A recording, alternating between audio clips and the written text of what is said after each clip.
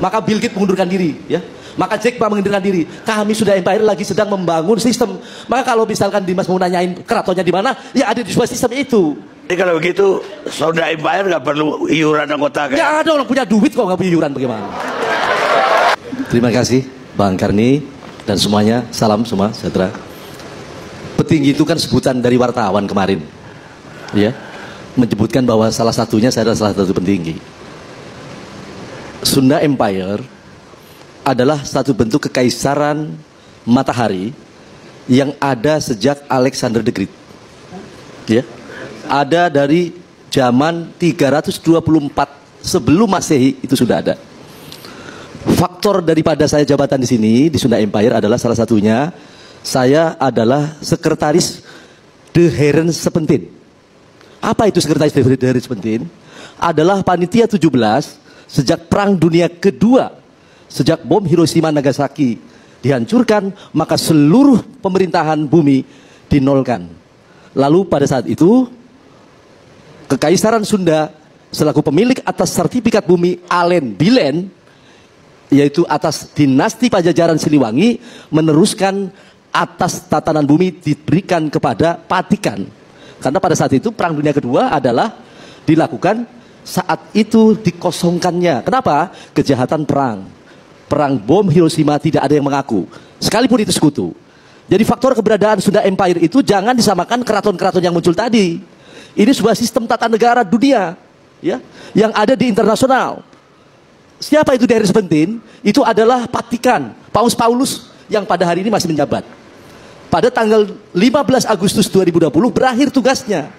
Maka kami menyiapkan sebagai dinasti Pajajaran untuk kembali menarik apa yang menjadi tugas daripada tatanan bumi saat itu, ya. PBB lahir di Bandung, Pentagon lahir di Bandung. Perlu tahu sejarah Indonesia nanti, ya. Kalau misalkan tadi Dimas Suryo mengatakan bahwa Isola itu apa tadi, itu salah.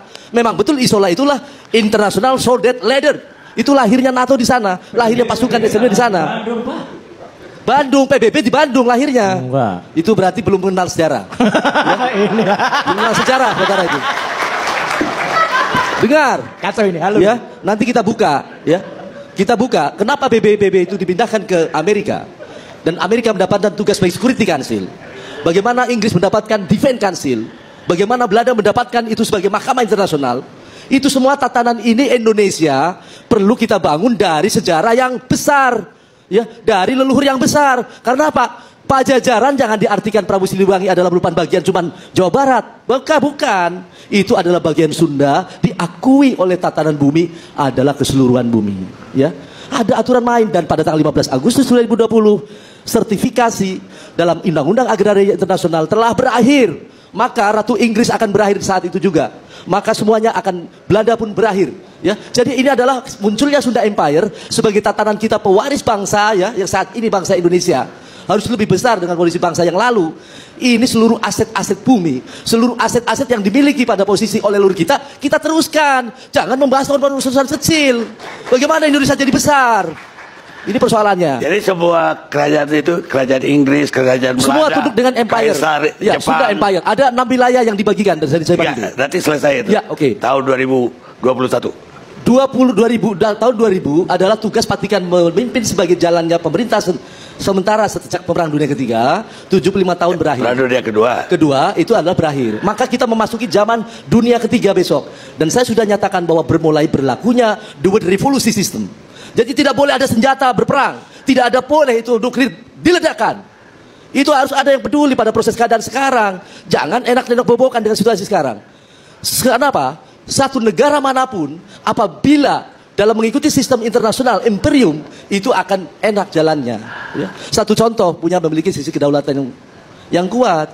Sayang sekali Republik Indonesia kita di zaman Bung Karno, ya, telah diplesetkan atas sejarah banyak sekali tinggalkan. Satu. Kedua, berkaitan kedaulatan Indonesia saat Bung Karno juga ditinggalkan dari PBB. Jadi PBB itu siapa sih sebenarnya? Ini Gibran, bapaknya aja mimpin 10 tahun kayak begini, gimana anaknya? Hancur negara, apalagi dalam situasi apa hancur negara. Iya. Apalagi dalam situasi negara dunia lagi peta politik dunia lagi bergerak secara dinamis kayak begini.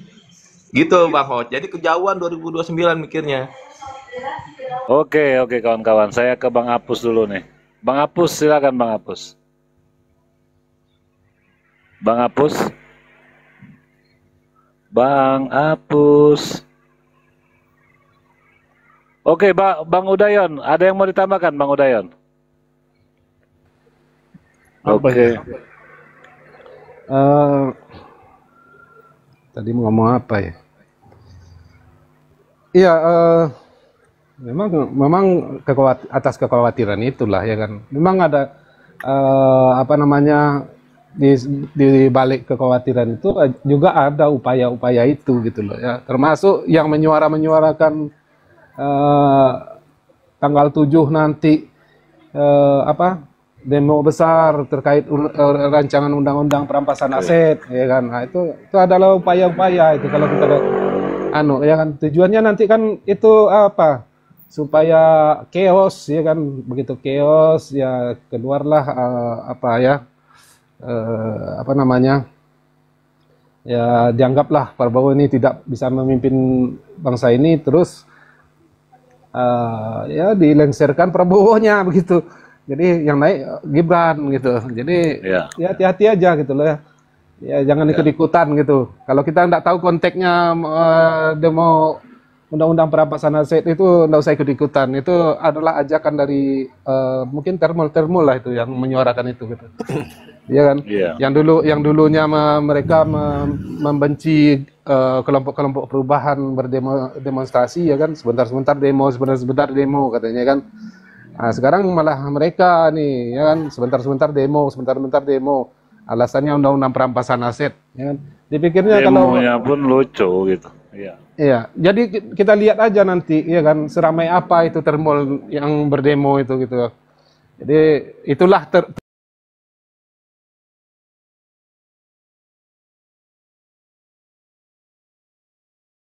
itu robot itu. Satu orang mengendalikan 100 akun kan gitu. Jadi kita lihat aja kekuatan termul itu seberapa nanti di demo demo tanggal 7 Juli katanya ya kan. Nah, gitu. Jadi jangan ikut-ikutan kalau yang orang-orang perubahan kan gitu. Iya. Ya, pantau-pantau aja dari jauh gitu. Kalau memang mau nonton gitu. Ya, tujuannya memang udah berapa orang sih Dayon paling berapa orang? Memang udah ada itu rencana mau bakar ban apa segala macam katanya kan. Nah, itu kan tidak benar itu. Nah, jadi udahlah jangan hati-hati gitu. Jangan sampai kita dimanfaatkan oleh kekuatan agen-agen apa gitulah. Ya kan? Mafia-mafia ya. Yang khawatir dengan kepemimpinan Prabowo saat sekarang ini kan. Mereka kan khawatir. Ada yang terlibat kasus korupsi misalnya ya kan. Khawatir terbongkar gitu. Ya gitu. Oke, Udayon. Mungkin kawan-kawan saya mau makan siang dulu. Mungkin saya kasih waktu untuk closing statement aja ya kawan-kawan ya. Karena ini saya mau turun juga ini. Silakan Bang Engki duluan. Baik, terima kasih Mas. Langsung closing aja ya Bang Engki ya. Lanjut. Jadi closing statement saya gini. Jadi bukan mempeng ya, memang kondisinya menyatakan demikian. Jadi perubahan atau revolusi ini dilakukan secara konstitusional. Dengan masuknya Pak Anies, itu revolusi rakyat terwakili, kan seperti itu. Karena saya percaya integritas dia tidak bisa dicawe-cawe. Itu saja singkat padat. Terima kasih, Bos. Oke, terima kasih Bang Hengki.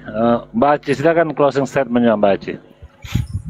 Oke, closing statementnya, kalau aku sih gini aja, untuk kemajuan Indonesia, untuk perubahan ini, aku apapun keputusannya Pak Anies, kalaupun dia menerima atau tidak, itu aku akan dukung terus, karena aku tahu bahwa Pak Anies itu adalah manusia yang punya intelektual tinggi, mempunyai integritas tinggi, jujur dan amanah.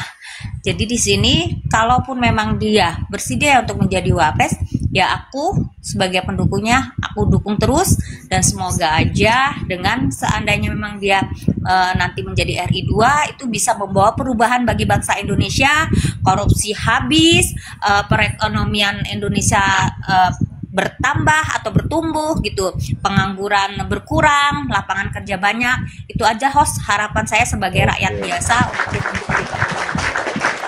Oke, terima kasih Mbak Aci. Udayon, closing statementnya Udayon, silakan. Nah, begitu harusnya, ya kan. Jangan bilang saya tidak mendukung kalau Pak Anies masuk bahkan kemarin ada yang lebih ekstrim lagi loh.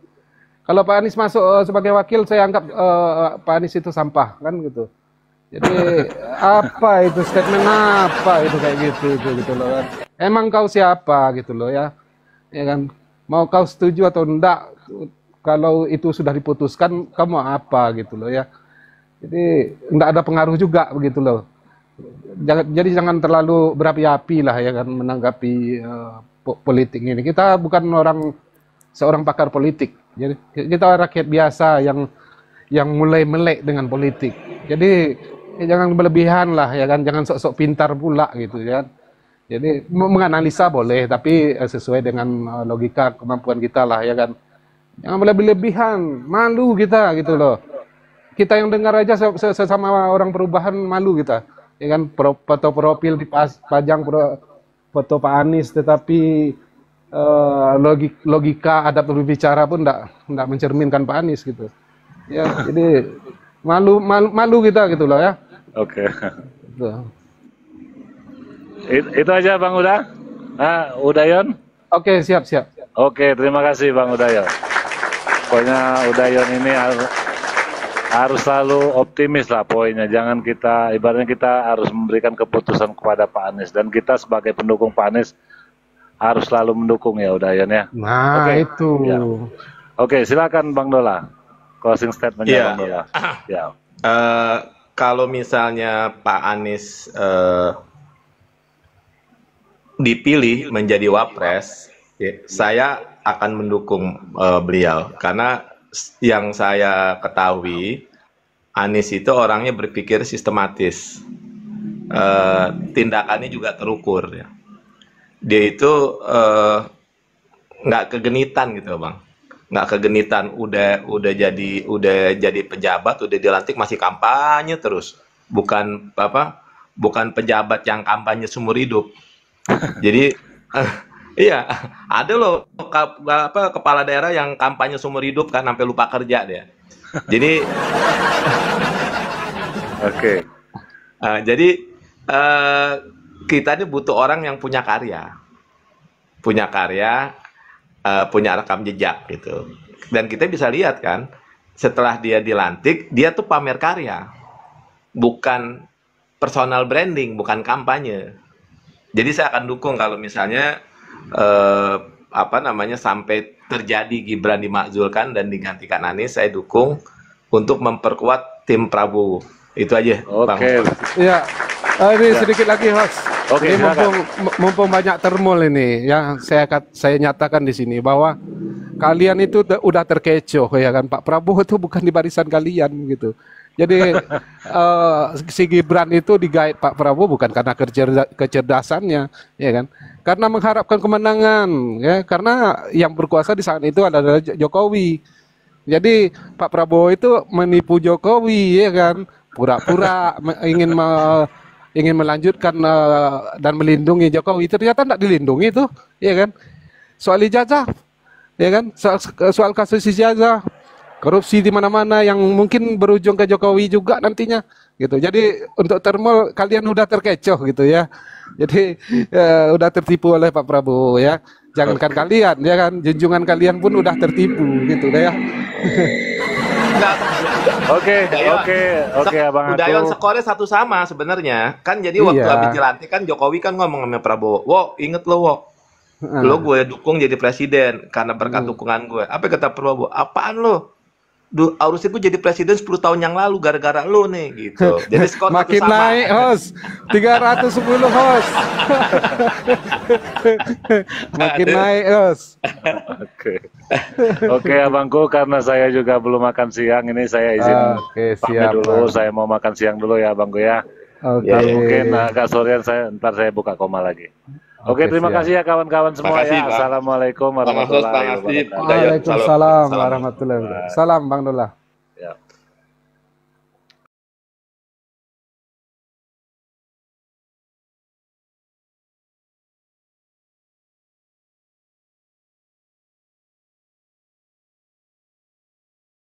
Tiket dibayarin bolak-balik kan, pesawat ya. Akses juga dikasih agak bebas gitu. Nah, terus aku mau akomodasi sementara keuntungan videonya ke dia. Gitu loh. Jadi kontennya dia gratis lah istilahnya. Itu aja dapat privilege-nya. Sama misalkan iklan-iklan motor, kecuali dia balap ya. Kalau dia balap, dia ngajuin sponsorship. Nah, itu bisa jadi sponsor pribadi juga namanya jadinya. Nah, tapi kalau kayak KDM siapa yang iniin, siapa yang sponsorin? Halo. Sudahkah Anda semua makan siang? Ini baru mau makan. Udah.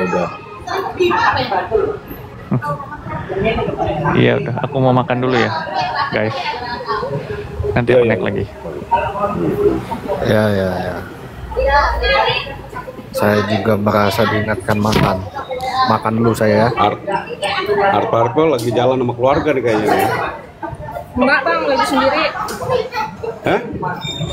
Lagi sendiri. Oh ya. Bareng teman di Jogja. Oh lagi di Jogja.